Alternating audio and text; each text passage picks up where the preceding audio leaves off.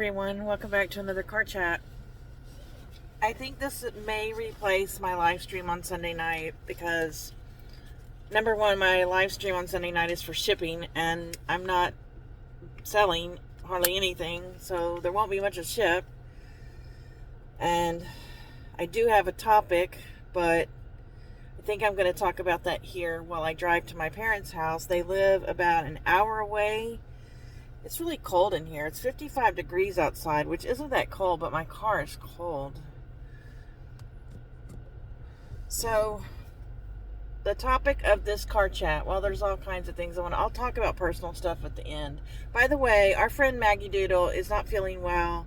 Shout out to Maggie. I hope you get to feeling better, girl. Love you very much. All right, I'm going to try to go a different way today. We'll see. All right. My topic for today is about making decisions. How do you make decisions? And I'm not talking about little decisions. I'm talking about decisions that affect your business. If you've been watching any of my last few videos, live streams, sorry about the glare. We'll get out of here in a minute. You know that my sales are sucking. However, when you go over to my yearly total, I am down 10.4%. My goal has always been to be up at least 10% or more, which I've been doing for the last 4 years, 5 years. But now I'm down. 10.4% doesn't sound like a lot.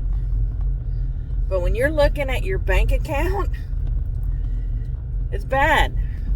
I'm doing worse this month in December than I did in November. I did worse in November than I did in October. I did worse in October than I did in September. I mean, it's just going down. And if I spend any money this month, I'm going to be screwed with cash flow, right? I mean, I have savings, but I try to keep that out of my cash flow.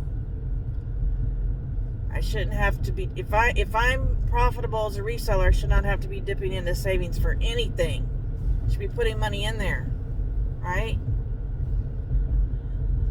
So, like I said, if you've been watching me lately, you know that I'm considering adding appliance parts back into my store because I was successful at it for several years. And I don't know, for some reason the clothing is not selling for me. I know it's selling for some of you are just doing great. Or something has gone on. I don't know. So when I look at this decision, I said, I'm going to wait until tax season. So I'm going to just muddle my way through December, January through March, April, and then make a decision. And then if it's still going down, that's when I'll decide to do it. Well, the problem with that is, number one, if my sales keep going down, I'm going to be losing money. I'm going to be dipping into the savings. Number two is you just can't say, oh, today I'm going to start listing appliance parts in my store. We don't have any appliances to part out. You don't have any inventory. So that's going to be a problem. Right now, I'm sitting on 3 50% off coupons for Value Village. I mean, getting appliances for half price is unheard of. And sorry guys, as soon as I turn this corner, the glare will be gone. So, in my mind, I'm thinking, Beth, you should buy some appliances now at 50% off and save yourself some money. Well, if I buy them now and then in April my sales start picking up and going back to quote normal, then I won't need to do this. And then I'm going to be stuck with appliances that I don't want to part out. So there's my one question right there. Because it's like, am I jumping the gun by go ahead and saying, you know what, I'm not going to wait till April. I'm not going to wait till my bank account suffers. I'm just going to go ahead and do this thing. I mean, I have been thinking about it for like 3 weeks. It's not like I've just woke up today and said, maybe I should go back to appliance parts. And then my brain, I don't know if you do this when you're making these tough decisions. 1 minute, I'm getting excited. I'm researching, what appliances are selling really, really well right now for partying out, for good money, quick flips. Been doing research on that. I've been listening to some of Deb's old videos. Kind of gets me excited again. I'm like, okay, I can do this. I want to do this. I've missed this. And, just getting myself all pumped up. And then the next day, I'm like, do I really want to do this? Do y'all ever feel that way when you're making these big decisions? Like today, I'm on my way to my parents'. There are 3 stores on the way near my parents' house. 2 Goodwills and 1 local charity thrift store. That I was thinking, you know what? I'm going to leave an hour early. And I'm going to run through these thrift stores. I mean, I haven't been in an actual Goodwill in several years, guys. I had no reason to go because their clothing prices are too high. Have not stepped foot in them. I don't even know what they're like anymore. I could go to those 3 stores, kind of do this like a practice run, and price the appliances, right? See what they're going for. Do some comps while I'm in there. Now, I don't know if you guys have ever done comps on appliances, but for me, it's very difficult. It could just be because I don't have a lot of strength in my hands and my arms. I have arthritis, which is another thing we need to talk about. But when I see a machine at a Goodwill, in order to comp it, I have to pick up the appliance and turn it upside down to see the model number. Now, I have very bad short-term memory. So when there's a model number that's like, BCX, and then there's like 5 numbers after it, the chances of me putting that back on the shelf and remembering those numbers to put into my phone to do comps is next to nothing. So then what do I have to do? Well, I would take a picture of it, put it back on the shelf, but then again, I have to look at the picture, try to memorize the number, try to put it into eBay. I'm a pencil paper person or a 2-screen computer person. I have to have it looking at it and type it. I can't, it's just, letters and numbers right now for me are tough. The thought of doing that today is kicking my butt. It's like, I don't want to do this. But I want to see what's out there and what the prices are and what these items are comping for. So, but even when I got in the car, I was like, I'm leaving an hour early. I don't need to do that. It's only going to take me an hour to get there, not 2 hours. Do I really want to go to these thrift stores? No, I don't. So that's why I'm recording this video, because I'm going to make myself accountable. I am going to these thrift stores right now, and I'm going to do this as a practice run. Now, what happens if I find a machine that's worth some money? Do I buy it, or do I pass it up? That's my question. So I'll talk to you about it after I go to these thrift stores and let you know what happened. The other thing is that my wife and I were talking about this last night, and she's like, Beth, she said, all I remember when you were doing appliance parts, yeah, you were happy with the money coming in, but all you ever did was complain. You complained about your hands hurting. You complained about getting cut on things. Taking small pieces away. I said, well, that's when my arthritis was really, really bad and my psoriasis was really, really bad. And she's like, well, maybe working with those small pieces, was not helping your arthritis. Maybe it was making your arthritis worse. It could come back. That's something to think about too. I don't know. I don't remember complaining that much about taking appliances apart, but I do remember some things that that I didn't like. All right, so here's my idea. I told you guys that what I was going to do was, move all my inventory towards the front, slide everything down, and make a space for appliance parts. Backloaded is what I was going to call it. Well, I've been thinking a little bit about that too. And I think the way I would approach it, now tell me in the comments how you would approach it. If you're adding a new niche to your store and you have very little storage space, I mean, you guys saw my inventory on my vlog the other day. I don't have a lot of space left. Here's my thought. Usually on Mondays, I go to the thrift store and I try to purchase 100 items. I haven't really been getting that many lately because I have a lot of inventory from my mother-in-law. But that's my goal. I list 15 a day, 7 days a week. That's 105 pieces of clothing. But let's just round it off to even 100. So my thought is, when I buy some appliances, let's say today I bought 3 appliances and I got 5 parts out of those 3 appliances to part out. Then my idea is, when I go to the thrift store the next Monday, instead of thrifting 100 items, I would thrift 85. 85 plus 15 is 100. And then I would list those appliance parts and put them at the back of my inventory or shelf if I do get another shelf up. I don't see how I'm going to get a shelf up anytime soon. And then the next week, same thing. Source 85.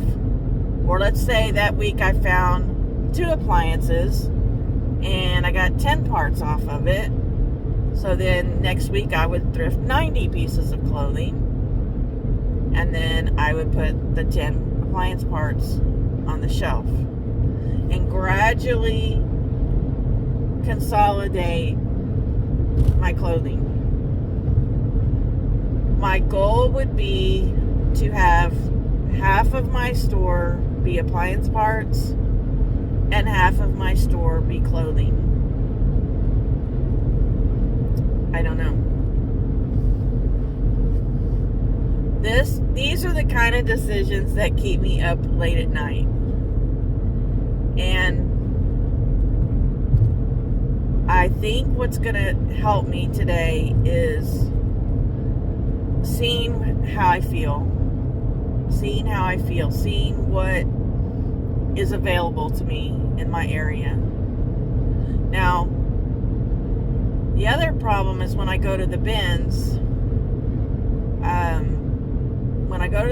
to get appliance parts. See, I had a whole garage that was pretty much empty when I first moved in. So when I would go to Goodwill, I was grabbing everything. And I was taking it apart and parting it out, and I wasn't really comping a lot of items. I mean, I'd see things that I knew weren't worth money and I wouldn't pick them up, but there were things I was taking chances on. Okay, I don't want to do that right now when I don't have space, but I could afford to do that back then. And I end up making money that I didn't know, I didn't know this stuff was going to sell, and it did.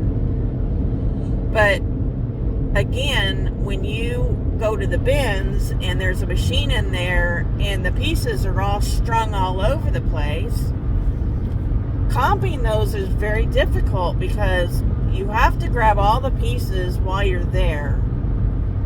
And the way I used to do it is I used to get them all together in the photo, and I'd put my fingers up how many pieces I had and all that. It's going to be very difficult to source at the bins this way and comp machines that have already been taken apart by other people. It just is. It's going to be very time consuming. It's going to be, things are going to be all over the place. I'm not looking forward to the bins part of this. And then I'm hoping that my honey hole in Austin will have machines again and that their prices will be good. My mind is just going around and around right now. Do I start it now? Do I start it in April? Do I start it at all? Is 10.4% down really that terrible in 1 year? I'm thinking it's not. I'm leaning towards not doing this right now. And just because I may be able to find 5 or 6 machines at half price next week is not something to base this major decision on. So right now I'm sitting here going, I don't even want to stop at these thrift stores.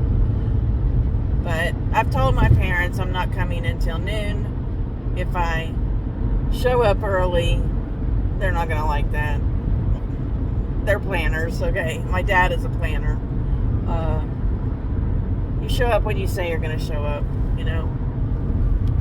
So, I don't know. Well, we have a sick dog today, and I hated leaving him, but Jania just left to go to the bank, but she'll be here with him the whole rest of the day while I'm gone, and I'm going to probably do a live working hangout on Wednesday of this week, and then that probably will be it for the year, and I don't know. I think I'm going to go call a friend right now and bat this information back and forth. It really helps when you have somebody. Oh my gosh, there's this huge traffic jam. There's never a traffic jam here. This is a toll road. Anyway, it really helps when you have people that you can, you know, bounce ideas off of, because one of my friends doesn't think I should do this, and other people think I should. And what it boils down to is, do I think I should do this? Guys, listen to yourself. Listen to other people, but listen to your gut. Listen to your gut. Don't listen to all these YouTubers out there who are telling you things about the economy, things about eBay, things about Amazon. Don't, listen to them, but don't base your decisions off of 1 or 2 people who you have a high regard for, because it's okay to make mistakes. If they were right, it's okay that they were right. Sometimes they're wrong. I know that's a shocker. Sometimes these influencers are wrong, and they don't have your business. They don't have your storage area. They don't have your lifestyle. And so all they can do is speak about what they would do with what they have. They don't know you. It's easy to say, well, Beth, just get a warehouse and then you don't have to worry about storage space, and then all these questions will be answered. I don't want a warehouse. I want my inventory with me. It's not just the money. I don't want my inventory somewhere else where I can't get into the building because the electricity is off and the gate won't work. Or somebody starts a fire and they burn my inventory up. If my inventory catches on fire, it's going to be my fault, nobody else's. I don't want my inventory somewhere else. I don't like that control. Letting go of that control. I've never wanted to be a 50,000 item reseller. That's not my plan, because I'm not in my 40s. I'm in my 60s now. I will probably only be doing this another maybe 12 years, 15 maybe, and then I'm done. So I'm not interested. All right, I'm back. This may be inserted somewhere in this video, I'm just leaving my parents' house. I just realized that my parents are 85. I thought they were 84. I'm off a year. That is very shocking to me that my parents can be 85 and still living on their own. Alright, so I want to talk to you about what happened after I went to the 3 thrift stores. So the first thrift store I went to was the charity thrift store. And it's the one where I bought an appliance for like $35 years ago. And it had 17 parts. And I made a lot of money on that machine. This time, not so lucky. They had just crap. Basically, I actually broke something on the shelf. There was some kind of grinder thing, and I picked it up to move it, and the lid fell off and fell on the floor and broke, cracked or whatever. It was plastic. I put it back on the shelf. Oops. Normally they have those things taped shut, so I don't know what happened there, but anyway. So then I went to a Goodwill, and there I purchased my first part for the new saga, the new era in my store. I bought a grind and brew. I bought it for $12.99 plus tax. That's pretty much what I would have paid for in the past. The bean grinder will sell first if things are still going the way they were going. I didn't comp that machine because it's one of my favorite machines to part out. I know it like the back of my hand. I know the bean grinder will sell first, and it was in good shape, and so I bought it without comping it. So I did kind of break my rule there. Everything else there I comped was crap. They did have a Westinghouse steam and mash machine. It was humongous. It was so big. So the first thing I said to myself is, Beth, don't even look this up, because it's going to take a lot of room to store the lid and the bowl and everything. It was just so big. But I went ahead and looked it up anyway. Well, they had 7 machines on sale on eBay, but none had sold. No parts had sold, and no machines had sold. So I passed. Thank goodness.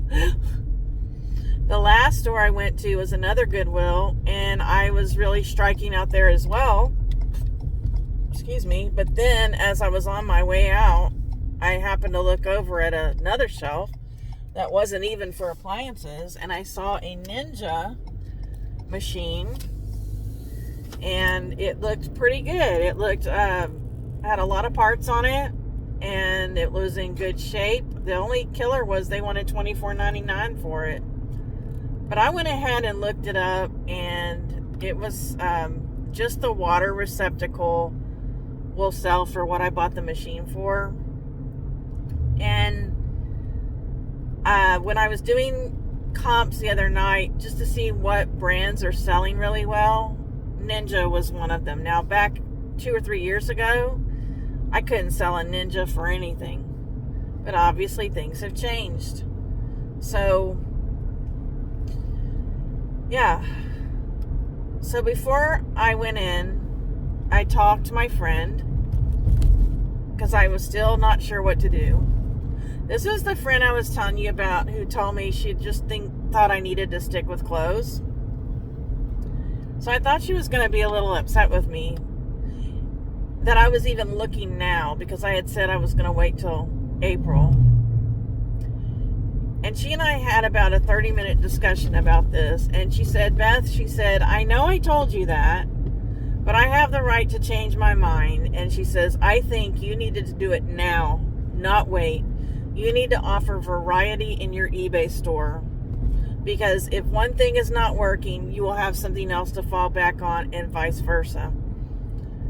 And I was telling her my plan about hopefully maybe having half the store appliance parts, half the store clothing. She said she felt that was kind of unrealistic, because she really, really, really wants to encourage me to only buy machines that I know I can either get one of the parts is going to pay for the machine, make a good profit, or, you know, I'm going to triple my money on something. So that's what I decided to do. I went ahead and bought 2 machines just to get me started. I paid up. I never paid $25 for anything.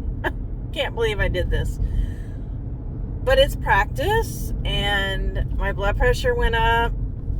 I called her afterwards, and she's like, this is good. This is a good thing. And hey, this may be the only 2 machines I buy, but I'm going to try. So from now on, it looks like maybe this channel is going to be, at least for the next few months, is going to be focused on moving my all clothing store into a clothing/appliance store. A few blankets thrown in.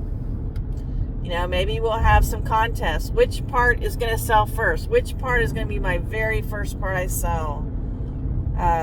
There's a whole lot of possibilities there I'm about to talk about. And I'm excited to go back and doing some videos where I'm parting out machines so you guys can see how I do it, and adding to that playlist and learn along with me, because things have obviously changed in the part business recently. I noticed that when I went on eBay. Everyone have a great evening, and I will see you next week. Bye.